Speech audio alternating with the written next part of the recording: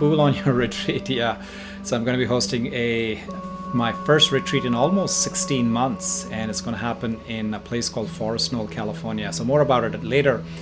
But for those of you here for the very first time, very warm welcome to everybody. A special welcome to those who are here for the first time. My name is Jay Chodagam. I'm based in the San Francisco Bay Area in a little town called Mountain View, California. And I've been a practitioner of meditation for about 20 years, and I've been teaching for about 15. I was a monk with the Raja Yoga style of meditation. I lived in a monastery for 18 years. And what I bring to you all today is a combination of just my life learning, all of the things, my epiphanies, the ahas that I've had over the years. And I'm an engineer by training, and so I blend my ancient spiritual practices that I've learned through the Brahma Kumaris with modern neuroscience. So it's a blend of ancient wisdom with modern science, and that's how I process spirituality. That's how I understand the whole concept of life and existential things that we're going to deliberate about today. And so I've been doing these live sessions since the beginning of the pandemic. So this is probably the 78th episode, and every one of my Wednesday nights has been recorded and it's up on YouTube. I used to make this a daily live stream, and then we slowly brought it down to a twice a week live stream. I do it Wednesday night, 6 p.m. Pacific, which is now. I know some of you it's early in the morning, some of you midday in Australia and New Zealand.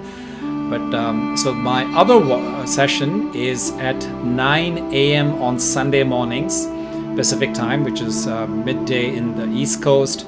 It's 5 p.m. in the UK, and it's 9:30 p.m. in India. And the reason I added this other one is because my friends in Europe, Middle East, Africa, and the UK were not able to join. They said, Jay, this is 3-4 in the morning, so we cannot make it then. So I started doing these things on Sunday mornings as well. So today I do these things twice a week, and otherwise, there's plenty of recordings. All of this is available on my YouTube channel, youtube.com/jchodagam, and you can go and revisit. And so my sessions are as follows. Again, for those of you for the very first time, I do my sessions in a 4-part fashion.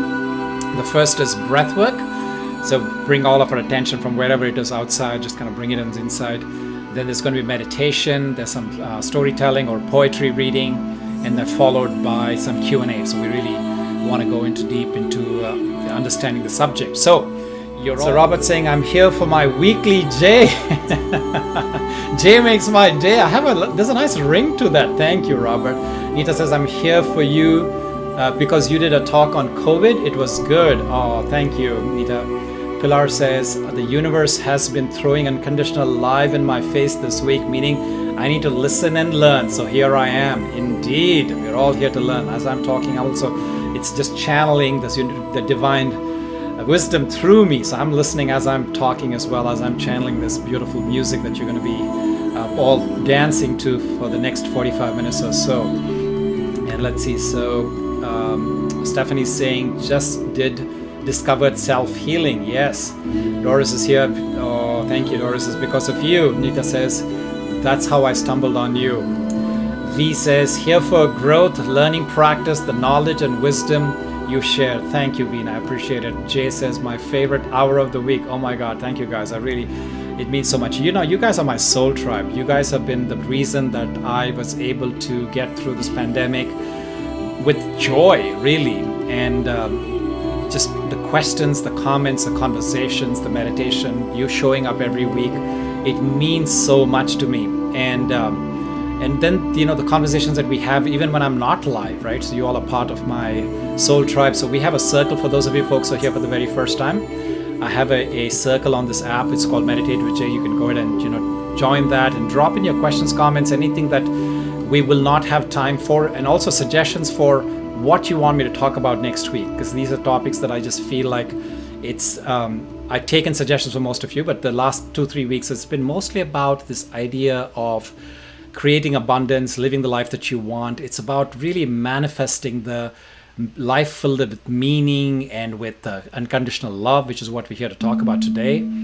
And so if you want me to talk about something different, something that's high up on your agenda, something that you've been struggling with, sitting with, you need some clarity on, please, by all means, go ahead and drop it as a comment in the circle, and I'll take that up and we will go dive deep into it. So with that said, we saying this has been a cornerstone for me since the beginning of the pandemic. Yes, for me too. So much gratitude for you, all of you, for participating, because there is really a resonance that we are feeling. If you're being called back here, it's because we are really vibrating at the same frequency, and that's what really makes me happy. This is truly the day of my week, day of the hour of the week, where I look forward to being with you all and really sharing and seeing what shows up, what comes through.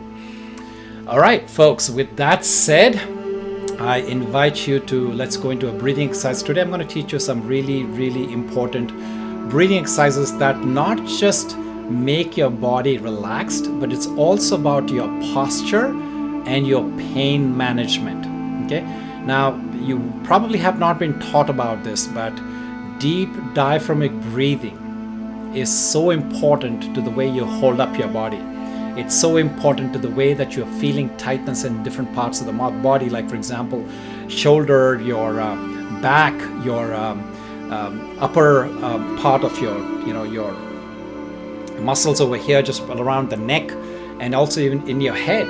Because you see, there is this concept of the deep connection between your thoracic muscle. So there's a muscle that's the diaphragm, that is what you will use. And if you haven't been using today, you will learn how to use that for deep breathing. And also that is connected with the rib cage. Okay, so as you expand in your inhalation, you're basically giving room. We want it to be a lateral movement, creating space for the lungs naturally to create a sense of suction. Think about it, right? So if I expand my cavity in the abdomen, automatically the lungs will take in air. I don't have to do upper body muscle movement. I don't have to use that. And if I do that right, the air will go in and the rib cage will expand. There's a V that is there between the place where your sternum connects with the ribs, and you'll see that in that V, as you're breathing in, you'll start seeing the expansion of that, right? And then as you exhale, you contract, the rib cage comes closer together, and you'll see them coming together. So it's the angle that moves.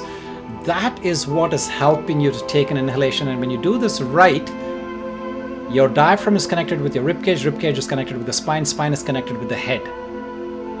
All of these will be held up accurately when you're breathing accurately. Versus when you're expanding, when you take the shallow breaths, like the ones that sometimes they teach you, like in a military regiment, put your neck back, put your shoulders upright, and then you breathe, and you feel like, you need to breathe from here.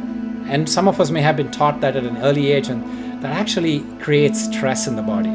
So now, with your eyes closed, I want you to please put your palms both right below each of your lower ribs on either side of your rib cage.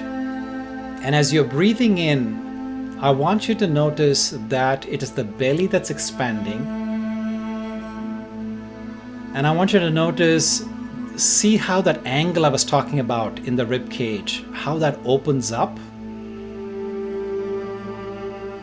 And just notice for yourself how your body feels as you allow the air to go in and out of your abdomen,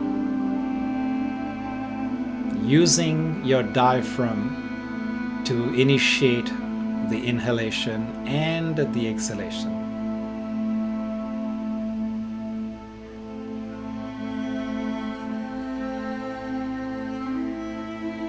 Now see if you can make it for an even count of 6. Inhale for 6. Exhale for 6. And here's an important tip I'm going to give you, that the posture is known to become self-correcting when you breathe through the nose. There's multiple benefits of breathing through the nose, and one of them is posture. The other one is the amount of oxygen that is actually exchanged into your bloodstream. The amount of nitrous oxide in your body regulates that oxygenation.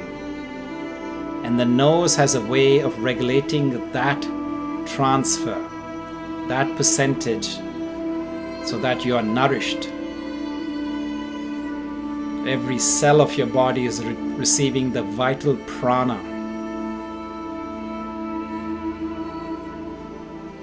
Now see if you can make your exhale slightly longer than your inhale. So let's say for breathing in for a count of 6 and exhale for a count of 8.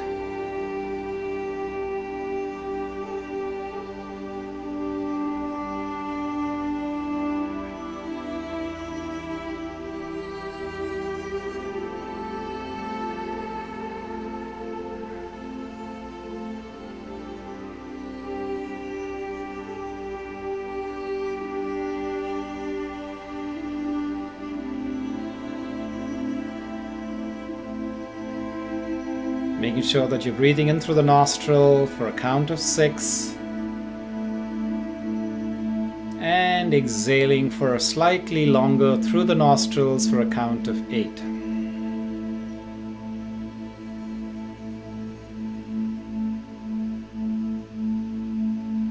Now, I want you to focus just on the exhale. Don't worry about the counting of the inhale, just focus on making the exhale nice and long and steady.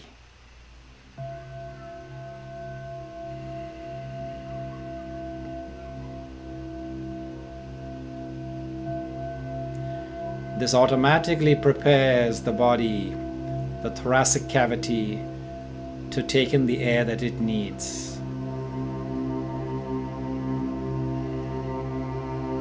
So, as much as a lot of people might talk about focusing on the inhale, ancient wisdom that is now being supported by modern science actually emphasizes on the giving up, the letting go, the exhalation. And when you know how to give, to let go, and to exhale right, your body automatically knows how to receive, and thereby you're actually increasing your resilience.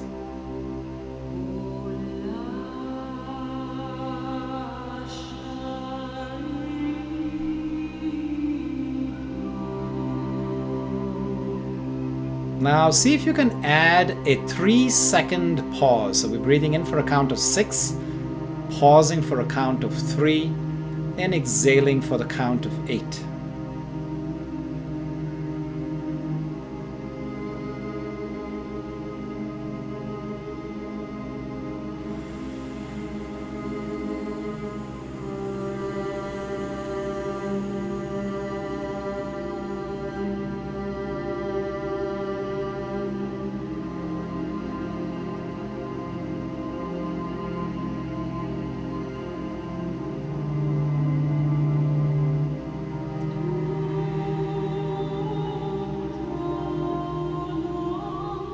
And as you're doing this under guidance right now, let it become part of your subconscious memory.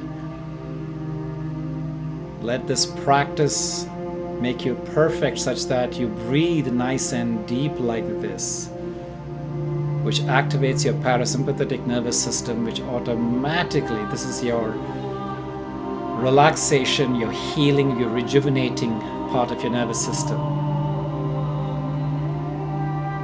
And when you breathe like this all through the day, then you'll notice that you remain calmer,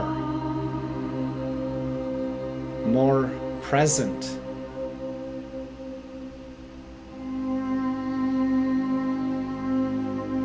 And more clear-headed to make decisions accurately.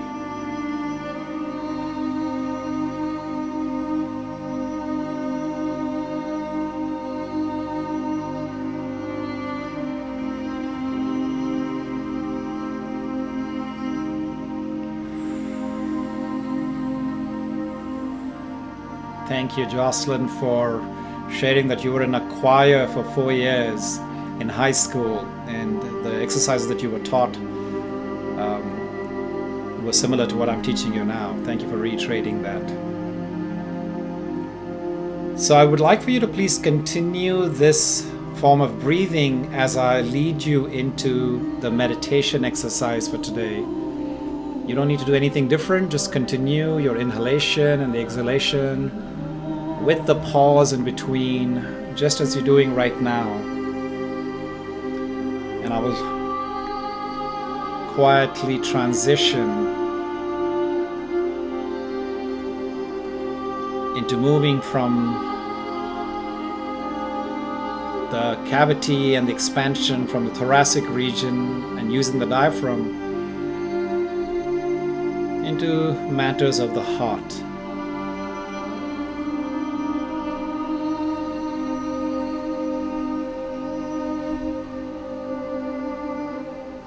So I want you to bring your attention to your breath,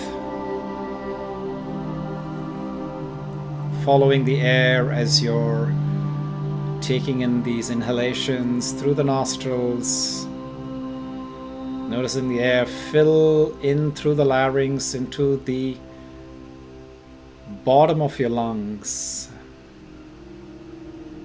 And then as you hold, notice the prana, the life force, this oxygen entering into your bloodstream. And as you exhale, your body lets go of what it does not need, which comes out as a warm breath.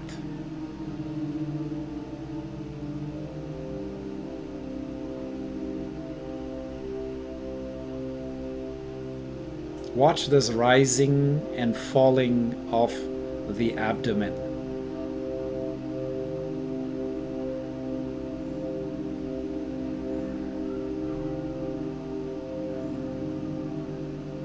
Just lay your attention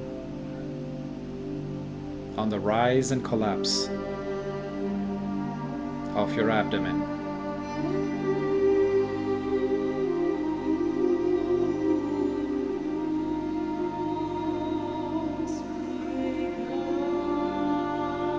Inevitably, your mind will wander as you do this, and each time you catch yourself wandering away, gently bring it back to the object of your concentration.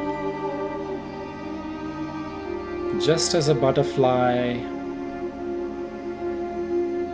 keeps returning to the flower again and again.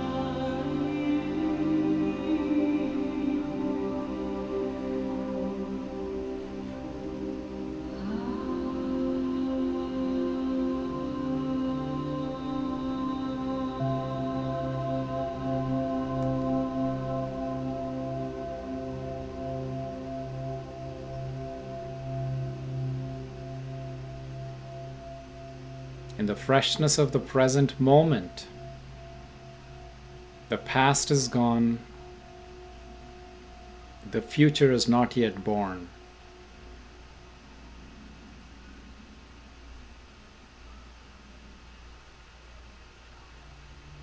Creating a state of mindfulness, a mindful presence.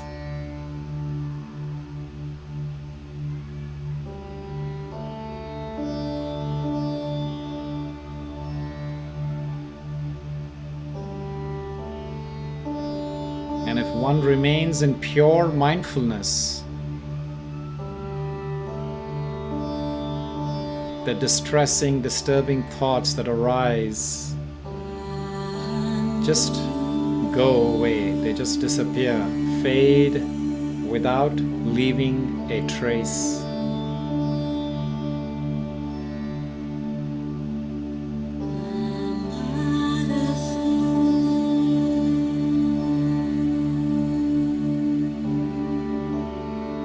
As you can see, this is a very simple exercise.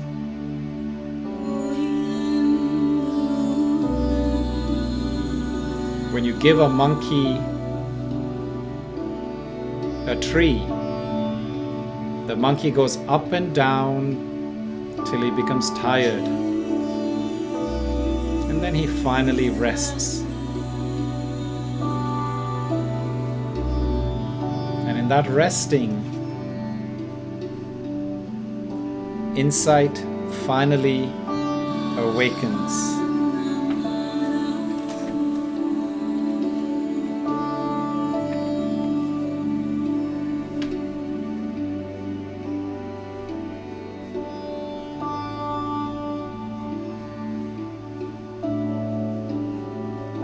Notice the speed of your thoughts that are running in your mind have already begun to slow down.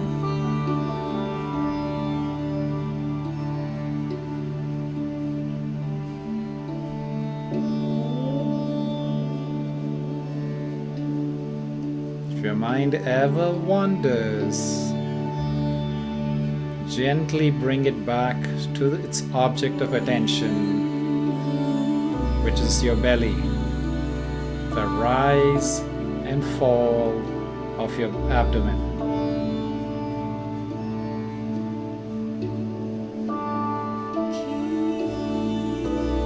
Just like when the wind lifts up, disturbs the butterfly, it keeps coming back again and again, because it knows this is where its nectar lies.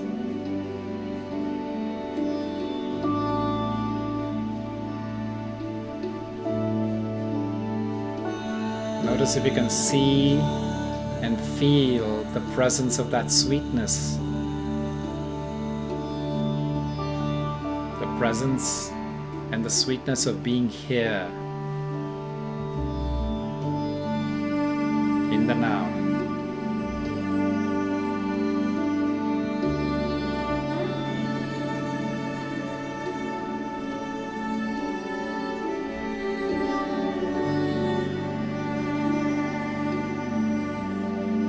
This is the first step towards experiencing pure consciousness without content.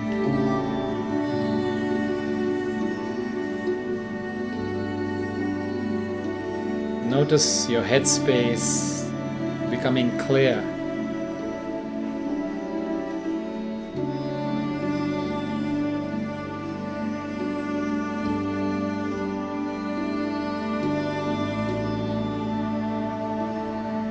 And you may begin to realize that this is not just some sort of a spiritual theory. If you take the time to stabilize,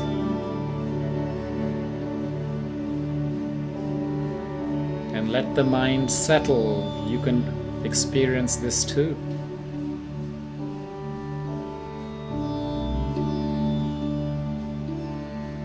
You are probably already experiencing clarity.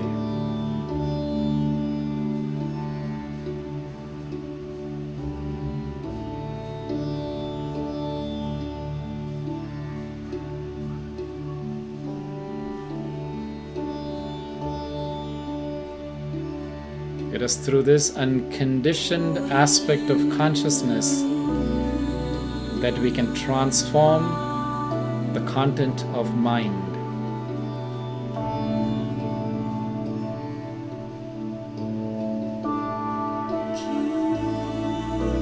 Gentle practice, a little each day, bringing the butterfly back to the flower.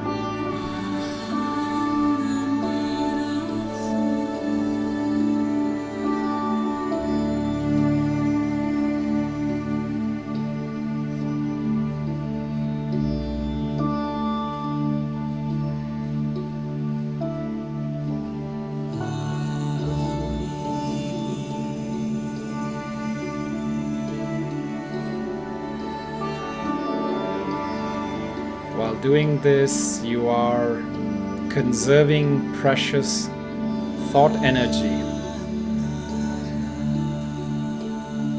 Your mental landscape is becoming peaceful by letting go of your projections of distorted reality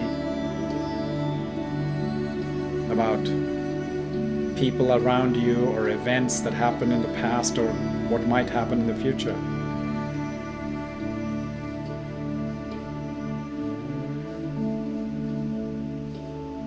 Overthinking is just a bunch of thoughts.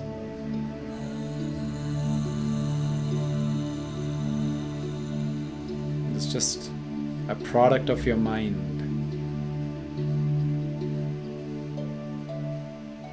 And you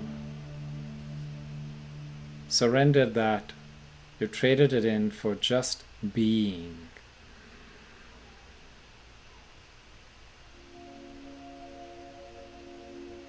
And then you begin to realize that you are not your mind.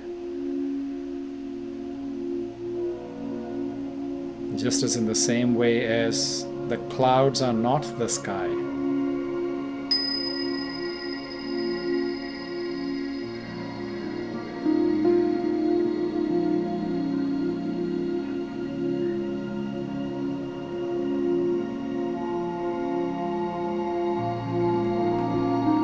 When you want to slow yourself to calm, to rein in your overthinking mind,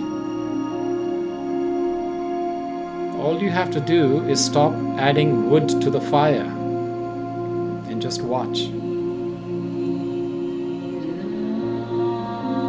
The fire will die out.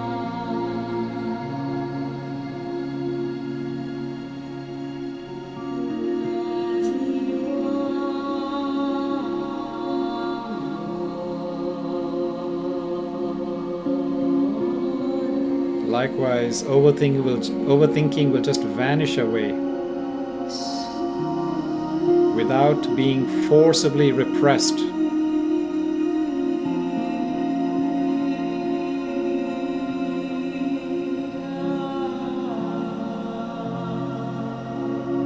It's not that you're trying to suppress your thoughts, emotions, or feelings. All you're doing right now is not allowing them to overpower you, enslave you. Just watching and let them fade away as you continue to be.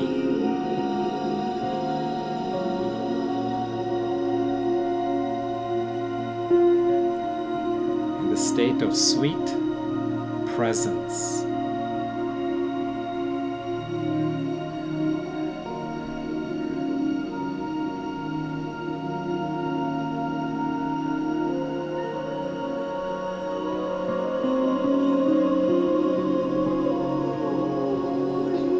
Continue to breathe in through the nostrils and exhale through the nostrils.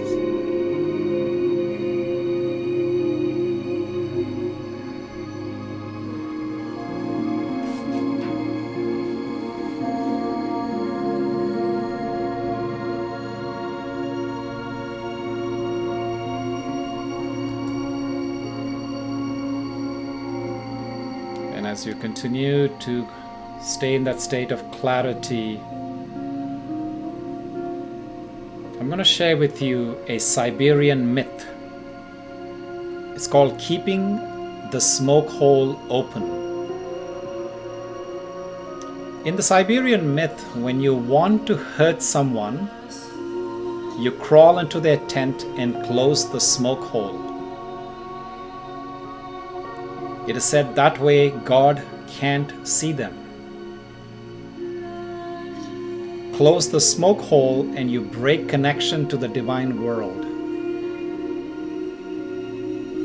The world of mountains, rivers, and trees. Close the smoke hole and we become mad. Close the smoke hole and we are possessed by ourselves and only ourselves.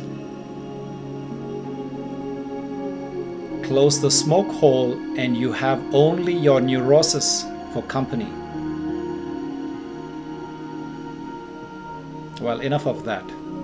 Really, come on. We're grown-ups. Let's take a breath. We may have to seek some solitude, but let's not isolate from the marvelous. High alert is the nature of the moment, and rightly so. But I do not intend to lose the reality that as a culture we're entering deeply mythic ground. I'm forgetting business as usual. No great story begins like that. What needs to change? Deepen. What kindness in me have I so abandoned that I could seek relationship with again? It is useful to inspect my ruin. Could I strike up an old relationship with my soul again? You don't need me to tell you how to keep the smoke hole open. You have a myriad of ways. We are awash with the power of words, virus, isolate, pandemic, and they point towards very real things. To some degree, we need the organizational harassment of them. But do they grow corn on your tongue when you speak them? Where is the beauty making in all of this? That is part of the correct response. The absolute heft of grief may well be the weave to such a prayer mat. Before we burn the whole world down in the wider rage, could we collectively seek vigil in this moment? Cry for a vision. It's what we've always done. This is a poem called Keeping the Smoke Hole Open by Martin Shaw.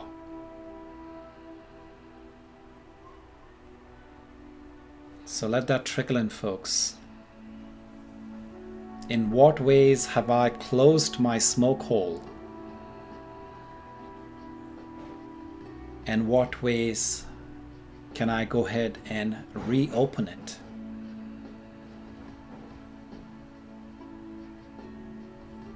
We all have many, many ways in which we can find our connection first to ourself, the soul, and to the divine energy, the supreme force that we call supreme love, great spirit, God, call it by whatever name you like. And this connection with the self, and thereby the connection with your divinity and the divine, takes different ways. There's different methods that we each use. And you might have something that's tried and tested for you, but then the question is, when is the last time you actually engaged in that activity? Went back to your state of being, a state of being deeply connected, a sense of integrity with your deepest part of your being. So I'm going to share with you 3 ways in which I reconnect when I feel I'm off center, when I feel like I'm not even keeled. These are some of the ways in which I find my way to come back to me, come back to my divine self, and be in the presence of the graciousness, the divine supreme being. So the number one thing I do is meditation. That's just an intrinsic daily practice for 20 years for me. Nothing is more important to me than waking up and sitting down for the first hour. And that's my way in which I set an intention for myself, go back to who I am, ask myself what's important, and I set my trajectory. It's almost like putting your train on the right tracks, making sure that you're pointing it in the right direction, that even when you forget, even as the day begins to take over, there is the momentum with which you have ignited and you have fired the engines and you've pushed this trained coaches, that even sometimes when the engine stops firing and the engine is not pulling, the momentum from where you set off in the morning will take you down in that direction, that trajectory upon which you set it in the morning. And the second thing that helps me to reconnect is inspiration. Every day I make it a point to read something, to listen to something, to learn something from somebody, to ancient wisdom, somebody else who's on the path, somebody else who's stumbling on the path, and the epiphanies that they've had as they've learned through this hard way, through school of hard knocks. This vicarious learning helps me to not have to repeat those same mistakes, to learn from their experiences, to stand on the shoulder of giants so that I can then spring forward. And so for me, inspiration comes through listening to some podcasts. I love to do it when I'm driving. I love to do it when I'm going on a long walk or on a hike somewhere. When I'm listening to something that is deeply inspiring, when I resonate with the frequency of the author or the people conversing in the podcast, time just ceases to exist. There's no hunger, there's no tiredness, no need for food or water. So ask yourself, what activity for you helps to create that sense of timelessness, where you're just kind of outside of your skin and you're completely engrossed in that activity, and that inspires you. And the third thing is observation. Just catching myself when my emotions are beginning to flare, when they're beginning to boil, when I'm beginning to feel a sense of unease, dis-ease, and catch myself, notice how my body is feeling at that time. And in that process of just observing from that trigger, whatever it is that is the stimulus from the outside world, when I notice that and I'm seeing how is that manifesting as feelings in my body, I'm creating space. I'm creating a gap within which I can create a pause between the stimulus and my response. And in that gap is where my power lies. Where I'm not reacting to something, but I'm instead responding. And it comes with practice. It's not easy. It's not that the first time you start doing this, it's just going to become miraculously something that you're changing your habits and from becoming somebody who's a spitfire attitude, or you're reacting to something that's a stressor or something that's fearsome, agonizing, some traumatic trigger. No, it's not going to happen the very first time. But then as you begin to start catching yourself, as you begin to create this pause to observe, and as you begin to build a aptitude for this. So this is like another muscle, right? So there's a trigger that happens on the outside, right? Something I heard, something I saw, something that I smelled, something that I tasted, something that touched me, right? Any one of the senses. Or it could be something that's triggering in your own mind. It could be something that's completely internal, right? I remembered something that caused me trauma. I remembered something that made me angry. I remembered somebody who was deceitful, who was not truthful, whatever the case may be. And instead of keeping the attention on whatever that stimulus is, I turn my attention to how am I feeling, catching myself and just saying, what has that trigger done to me from an emotional, from a bodily response? And noticing how that emotions are beginning to bubble up. What form are they taking? Am I feeling certain sensations in different parts of my body? How is my breath? We talked a lot about breath today and regulating breath, but noticing how when these triggers occur, how is that changing my quality of breathing? and then seeing what would be my optimal response. So this is how, when you catch yourself, become aware, realize, and then there's the possibility when you create that gap for transformation. And you begin to become a master of your habits, master of your responses, master of your emotions, master of your senses. The recipe is actually quite simple.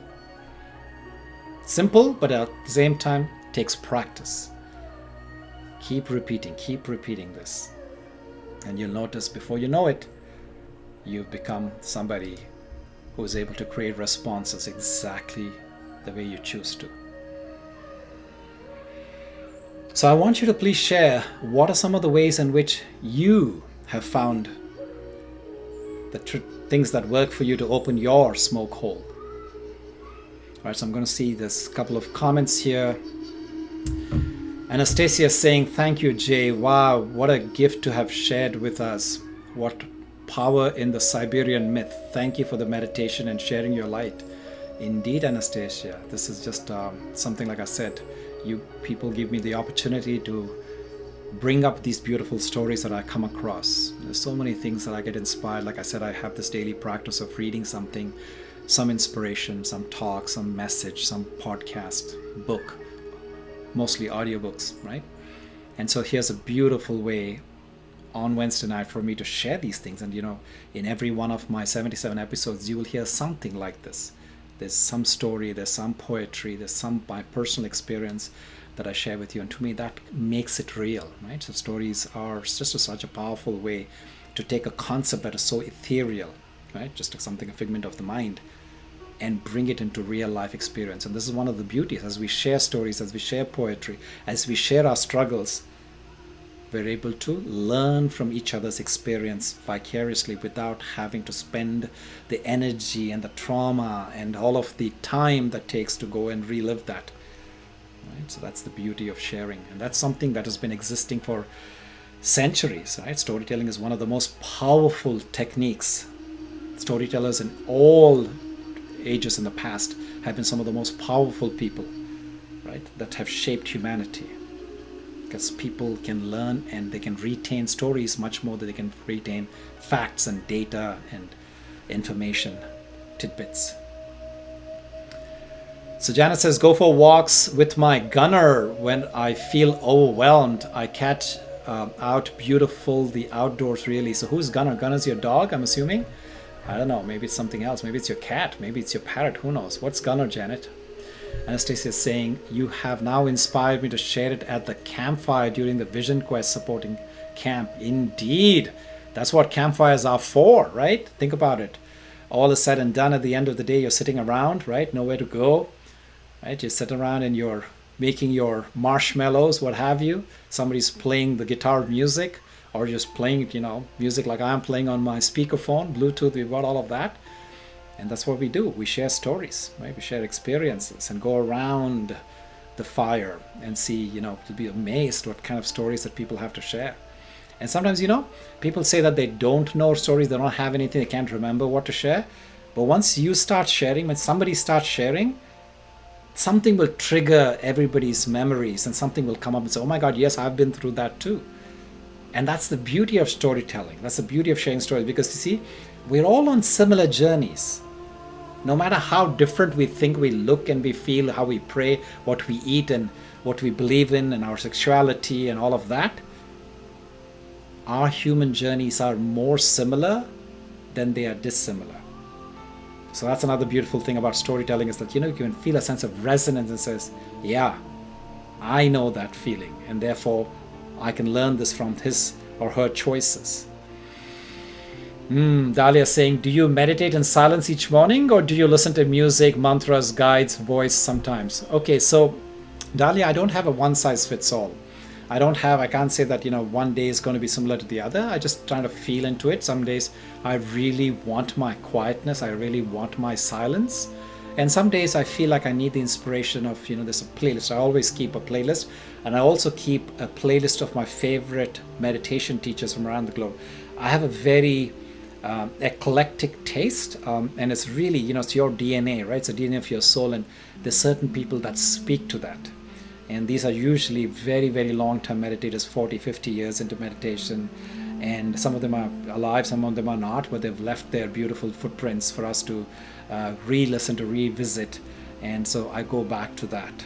So yeah, and sometimes I listen to my own meditations, believe it or not, because like I said earlier in this episode, that what is coming through me is really also divine manifestation. It's the divine music that I'm just a hole in the flute, and sometimes I'm listening to the melody just like you are, right? My ears are hearing it for the first time, and sometimes it's beautifully captured. Like some of these, like I said, all of these sessions are recorded and posted on my YouTube channel. So I go back to my YouTube or go back to my Inside Timer playlist, and I go back and listen to myself, and I'm like, wow, yeah, wow, I needed to hear that. I need to be reminded, right? Isn't that what spirituality is? There's nothing really brand new here. It is reminding, it's peeling off the layers. It's unlearning all of the things that our physical world, our seduction in this with the material world and our senses, the layers that it has put over our soul. What we're doing here is peeling that off, and then there's a resonance, there's a recollection, there is a remembering, right? A lot of my meditation practice is about remembering who I am and what am I here to do? Who do I belong to? Yeah. So, a cockatoo dog, Janet says. Okay, that's Gunner. All right. Lisa says, I shift my mindset by taking notice of my surroundings, such as the trees when we are on a walk. Feel the breeze on my skin and listen to the leaves crunching when I walk on the trails. Oh, beautiful. That's beautiful. That's wonderful that you do that. Yes, and that's important too. And there's something interesting, Lisa, to your point. I'll tell you. So the other day I went out with friends for a hike here where I live close by in the mountains. And I noticed that, we had decided to go for a walk because these are people that I hang out with, but we haven't been on trails together. And I know each individually, we all love go hiking on trails. But when we ended up going there, we drove there. It was about a half an hour drive from where I live. And we all carpooled, so we all went in the same car. And when we got down there, we made a plan that we're going to stop at a certain place, at a certain picnic table for lunch. But I decided to just kind of set off on my own. No headphones, nothing that day, no listening to podcasts, etc. I just wanted to be with myself. As much as it's important to connect and communicate and exchange ideas and bond with people around you, I just had this feeling that day that how much my silence and being in tune, like you just beautifully described, the crunching of the leaves underneath me, the blowing of the breeze through my hair, that was important. And so those are times, those are times when I want to be there by myself and, not have any stimulus from headphones or to conversations with people around you. But there are other times I just love to be lost in a beautiful song or a beautiful, deep audiobook, right? I've listened to some profound audiobooks. And I'll tell you, one of the ones is this thing called Big Magic. I keep going back to it. Thich Nhat Hanh's books as well. And somebody called David Brooks, I don't know if you know him, he's a very famous, prolific author of a number of books. So they're these kind of people that when they read their own audiobooks, sometimes it's not them, sometimes somebody else, it doesn't matter, but their messages just deeply resonate.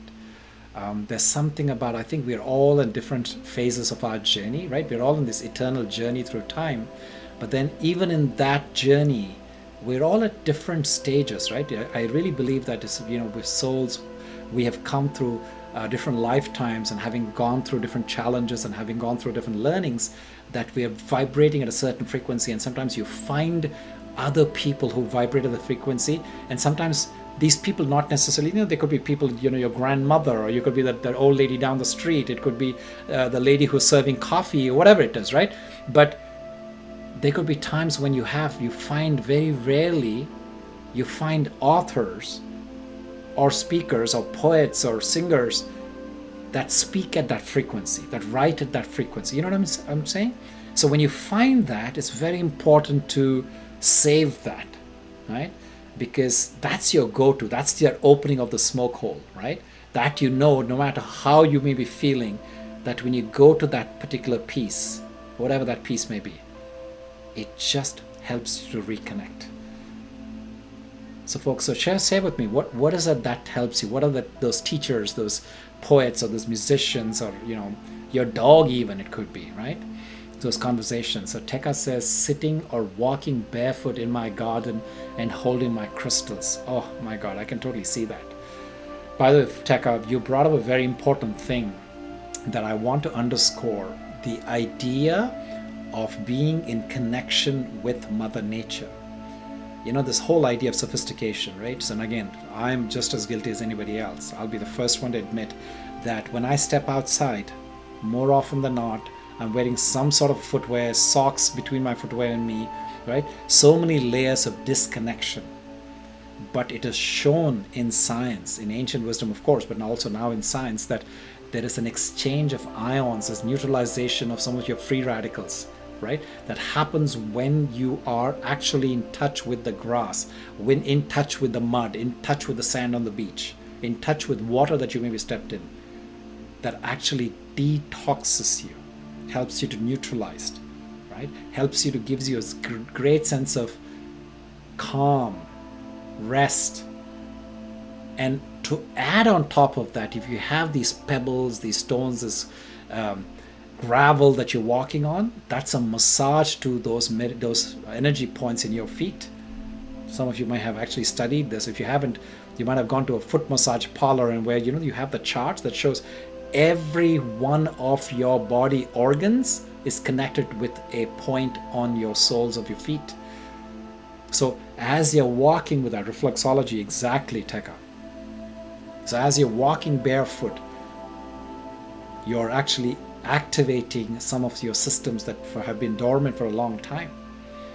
And one of the times when I find that magical is actually when I'm eating dinner, right? When it's kind of getting a little cool outside, when I don't need to worry about stepping on a hot ground, and then I go for a walk bare feet. Oh my God, the digestion is incredible. Go for a walk for, 30 minutes.